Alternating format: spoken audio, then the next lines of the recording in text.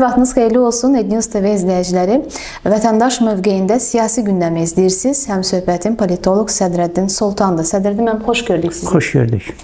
Sədrəddin müəllim, Qırmızı Dəniz hövzəsində Hollandiya, Britaniya, ABŞ-ın daxil olduğu koalisiyanın Husilərə qarşı mübarizəsini son zamanlar izləyirik. Sizcə İran bu mübarizəyə müdaxilə edəcəkmi və yaxın şərqdə daha geniş müharibənin olacağı gözlənilirmi?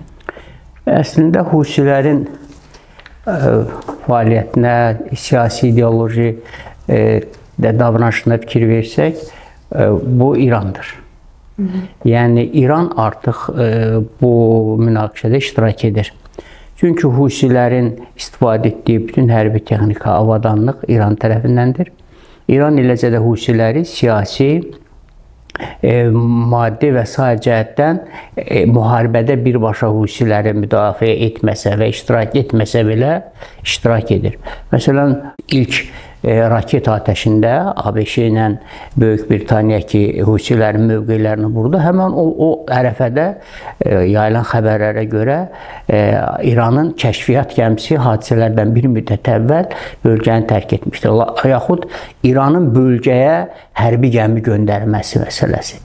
Yəni, Husiləri dini ideoloji nöqteyi nəzərdən də əgər yanaşsaq məsələyə, Husiləri İran dəstəkləyir. Husilər idarə edir və kömək edir. Həm də dəstəkləyir. Bəli, bütün formalardır. Husilər nədir? Husilər Livan Hizbullahının başqa formasıdır. Məsələn, Həmasla Hizbullah yaxud Husilər arasında dini ideoloji cəhətdə müəyyən fərqliliklər var. Amma Husilərlə Hizbullah arasında və Tehran rejiminin dini xətti arasında elə ciddi fərq yoxdur. Eyni mənbədən, eyni məsələdən idarə edirlər. Hətta yayılmış xəbərlərə görə Husilərin fəaliyyətini, Husilərin İsrailə, Qırmızı dənizdəki hərbi əməliyyatlara İran ali rəhbəri Xamneyi belə nəzarət edir və Xamneyi bu məsələni idarə edir birbaşa. Husilər, Hizbullah, Həmas, İraq və Suriyadakı İran yönlü proksi qüvvələr və İran hakimiyyəti bölgədə fəaliyyətini əlaqələndirirlər. Yəni, koordinə olunmuş şəkildə fəaliyyət göstərirlər və bu nədir? Husilərə qarşı, Husilərin bu şəkildə davranışı Həmasdan diqqəti yayındırmaqdır. Və Həmasdan diqqəti yayındırmaq üçün İran Husiləri zaman gəldikcə qüvvələrin bir-bir növbə ilə fəaliyyətə buraxır. Hizbullah bir qədər fəaliyyətə aktivləşdi. Hizbullahın bütün mövqelərini vurdular. 170-ə qədər aparıcı insanı məhv elədilər.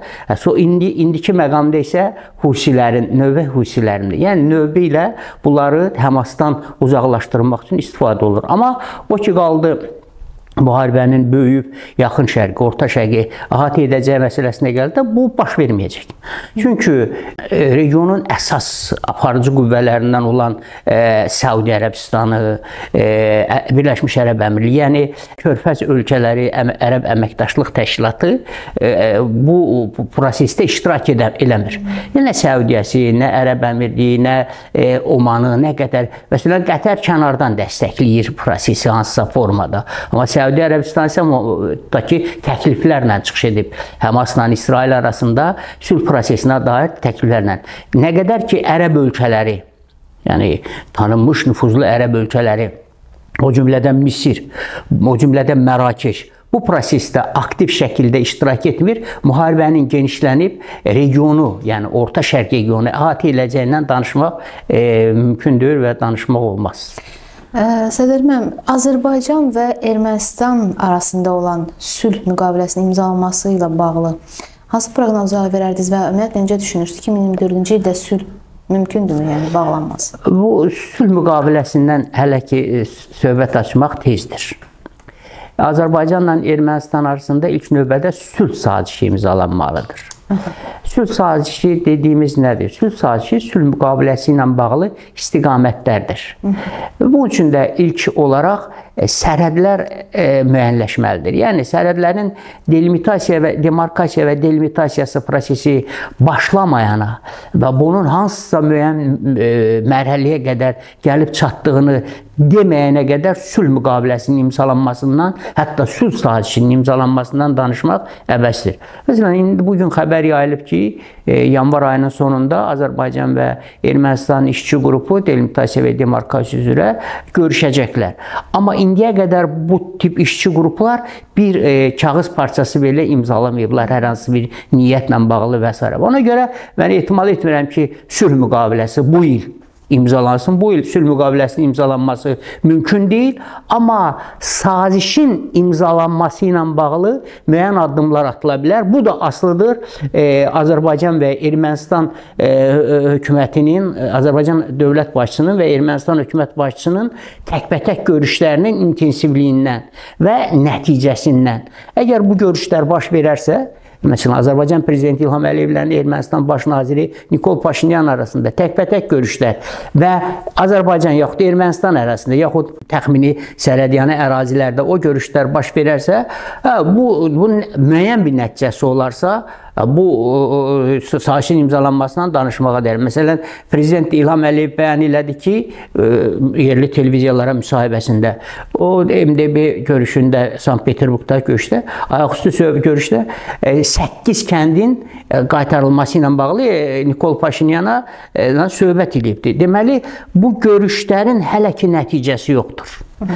Prezidentlə Paşinyan görüşübdür, sonra nazir müavinləri görüşüb, nazirlər görüşübdür, amma hələ bir nəticə yoxdur. Nəticə bizim üçün nədir? Nəticə atılan addımdır. Bu ötən gün Nikol Paşinyan bəyan edir ki, Zəngəzur yolu məsələsinin İrandakı statusa bərabər bir statusla istəyirik.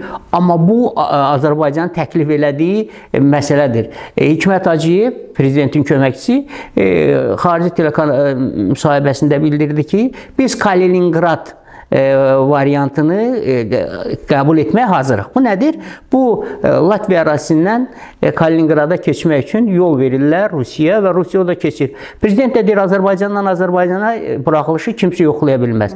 Bunu ermənilər qəbul edir. Amma bu Nikol Paşinyanın təzə təklifi deyil. Yəni bu Azərbaycanın təklifidir və Ermənistan bu təklifləri qəbul eləməyə başqa yolu yox. Yəni sözdə elir, amma əməldə görürsünüz ki, müəyyən şərtlər irəli sürür. Məsələ də burasındadır. Bu şərtləri niyə irəli sürür? Baxın, Nikol Paşinyan deyir ki, Azərbaycanla Ermənistan arasında sülhün imzalanmasına mane olan qüvvələr var. Kim mane olur? Yəni bunu Nikol Paşinyan özü deyir. Özü etiraf edir. Yəni Azərbaycan prezidenti isə deyir ki, iki tərəfdə suveren dövlətdir və burada zəmanətçiyə ehtiyac yoxdur. Kimsə kömək eləmək istəyirsə, buyursun. Amma bizə zəmanətçi lazımdır. Niyə? Sənədi imzalayan iki tərəfdir. Yəni bu imzalanan sənəd Ermənistan və Azərbaycan dövlətinin xeyrinə, Azərbaycan və Ermənistan əhalisinin, cəmiyyətinin xeyrinə olmalıdır. Burada üçüncü dövlətin nə ehtiyac var? Və bu imzalanan sənəd hər iki tərəf suveren hüququdur və burada əlavə vasitəçi ehtiyacı. Ona görə də məsələn Nikol Paşinyanın sülh prosesinə mane olurlar sözün deməsi onu göstərir ki, Ermənistan və Nikol Paşinyan daim xaricdə üçüncü qüvvələrdən məsləhət almaqlarla fəaliyyətinə davam edir. O cümlədən Zəngəzur yolu ilə bağlı məsələdə xaricdə kimisi təklif edir. Qeyd etdiyiniz kimi sərhədlərin delimitasiya və demarkasiyası əsas bugün Azərbaycan və Ermənistan arasında müzakirə olunan məsələlərdən biridir. Necə düşünürsünüz? 1975-ci ilin SSR baş qərargahının xəritəsinə əsaslanaraq bu proseslər getməlidir, yoxsa bugünkü prinsiplərə əsaslanaraq?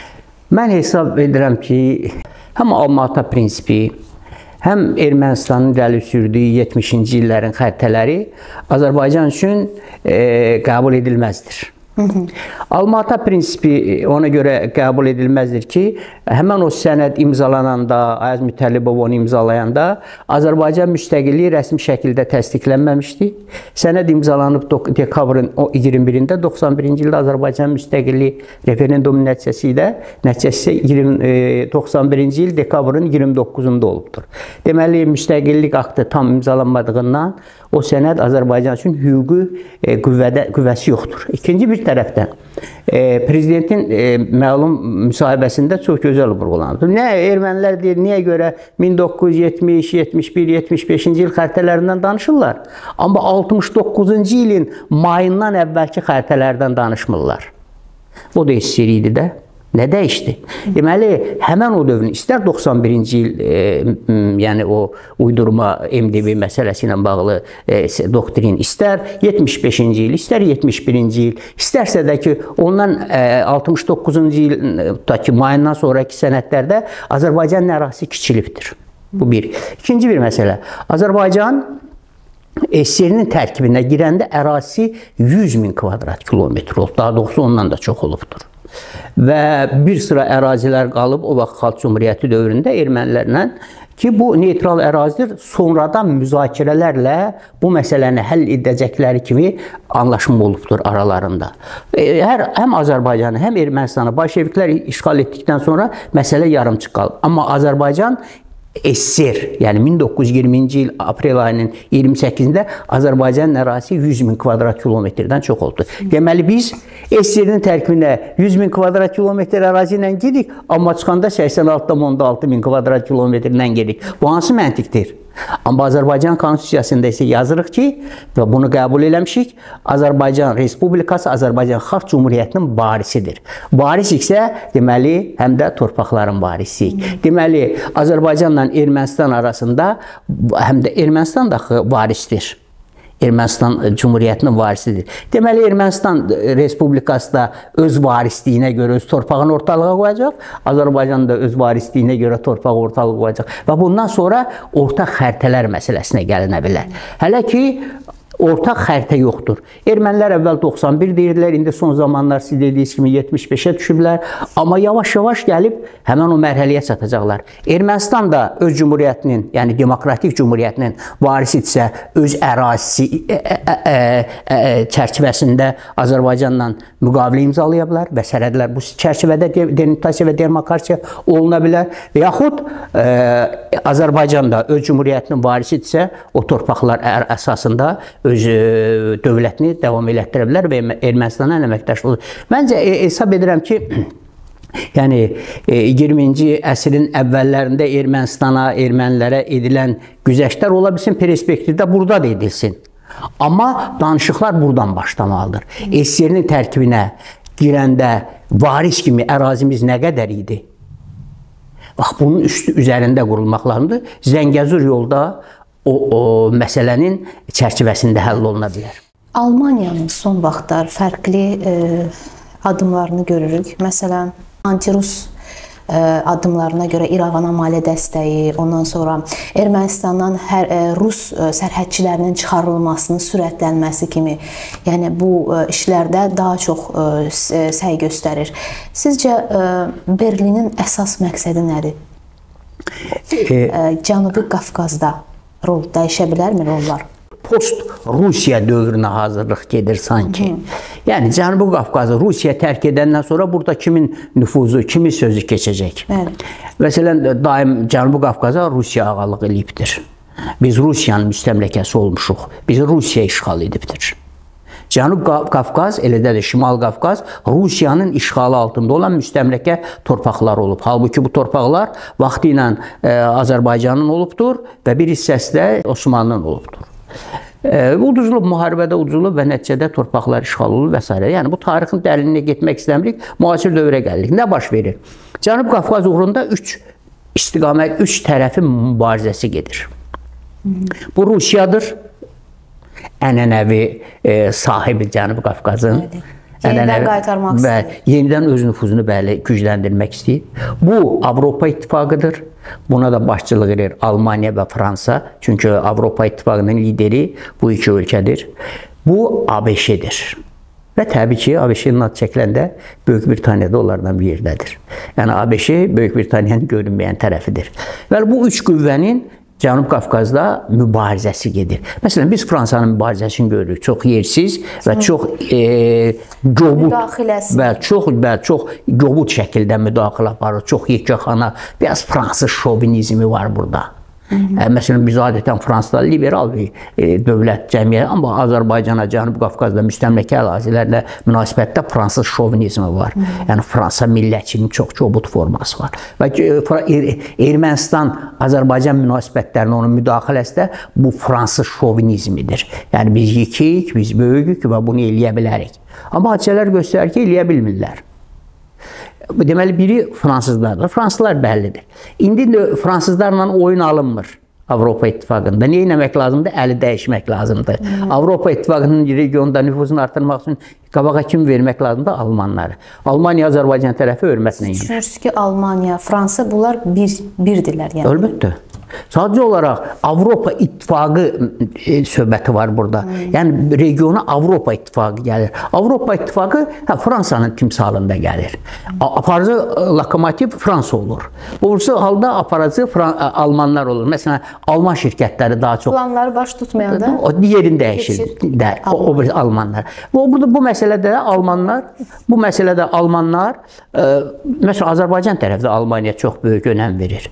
Biz Almaniyaya çox hörmət eləmişik. Almaniya ilə bizim tarixi əlaqələrimiz, eləcə Fransa ilə də bizim tarixi əlaqələrimiz olub. Sadəcə Makron hakimiyyəti bütün prosesləri, bütün hadisələri korladı. Fransa ilə Azərbaycanın tarixi əlaqələri olub. İstər Səfəvilər dövründə, istər Qacarlar dövründə, istər Osmanlı dövründə Fransanın mədəni, sosial sahələrini çox sıx... Və yəqin erməni-pərəstliyindən irəli gəlir, kökü ondan. Həm lobbinin baxışı ilə Fransa hakimiyyətinin baxışı üst-üstə düşdüyündən bu şəkildə bərbad bir vəziyyəti yaradırlar. Halbuki Qarabağı ermənilər geri qaytara bilməyəcək. Yəni, təkrar işğal edə bilməyəcəklər. Ona görə lobbinin və diasporun bu istiqamətdə çabaları artıq yersizdir. Deməli, Fransanın bu istiqamətdə çabası, fəaliyyəti yersizdir. O ki, qaldı Almaniya. Almaniya nə? Almaniya, belə xəbər var da, bunu Rusiya mənbələri yayıbdılar ki, Almaniya Ermənistana pul verir ki, Rusiyanı ərazisindən qovub çıxartsın. Yəni, Türkiyə və İranla dövlət sərhədini Rusiya Baş Kəşfiyyat İdarəsinin sərhəd qoşunları nəzarət edir. Oradan onu çıxartsın. Yəni, bu o deməkdir ki, yəni sərhəd qoşunlarının Ermənistan ərazisindən çıxarılması o deməkdir ki, Ermənistan ərazisindən Rus hərbiçiləri çıxarılsın. Rus hərbiçilərinin Ermənistan ərazisindən çıxarılması Cənub Qafqazın azad olunması deməkdir Ruslardan. Ona görə bu tip, düzdür, onu qaba şəkildə rüşvət kimi, korrupsiya və s. kimi təqdim olunur. Amma bu Ermənistan hakimiyyətinə, hökumətinə qrantdır. Nədir bu qrant? Necə eləyə bilərlər? Ermənistan hakimiyyətinə o pulu verirlər ki, sərhədin mühafizəsi üçün hərbçi hazırlaşdırsın. Yaxud sərhədin qorunması üçün müxtəlif texniki avadanlıq, elektron avadanlığı və s. alsın ki, orada Rusiyanın əlavə texnikasına, elektronuna falan ehtiyacı olmasın. Bu məqsəddən daşınır da, yəni Nikol Paşinyana vermirlər ki, pulu aparız, orada İsveçrə bankına qoy falan. O məqsədlə yox. Rusiyadan asılılığı azaltmağa çalışırlar. Təbii ki, bu addım əgər Ermənistan atsa, bu Ermənistanın suveren haqqıdır. Onun kimsəyə aidiyyəti yoxdur. Pulu alıb Ermənistan istədiyi sifarişi yerinə yetirə bilər. Çünki zaten ermənilər Cənub Qafqaza gələndən sifariş yerinə yetiriblər. Yəni, mən həmişə Ermənistanı casus hakimiyyət kimi təqdim eləmişəm. Çünki bu, tarixən hansı ölkənin ərazisində ermənilər fəaliyyət göstərirlərsə, kilsənin başçılığı ilə həmişə casusluqla məşğul olublar. İranda Qacarlardan tutmuş, Məmməd Rza Şah devrilərinə qədər, Osmanlıda bəllidir, SSR-də bəllidir, Çar Rusiyasında bəllidir, indiki Rusiyada bəllidir. Rusiya çökür. Ermənilər nə edir? Ermənistan hakimiyyəti birinci Rusiyadan uzaqlaşmağa başlayır. Rusiyanın ən yaxın müttəfiqi olan Ermənistan Rusiyadan qaçır. Oxşar hadisəni indiki İrana qarşı ediblər, oxşar hadisəni Osmanlıya qarşı ediblər, ərəblərə qarşı ediblər və s. Təşəkkür edirəm Sədər Sağ olun. müəllim, maraqlı fikirlərinizi bizimlə bölüşdüyünüz üçün. Dəyərli izləyicilər, mən də sizinlə sağollaşıram. Gündəmi bizimlə izləyin, salamat qalın.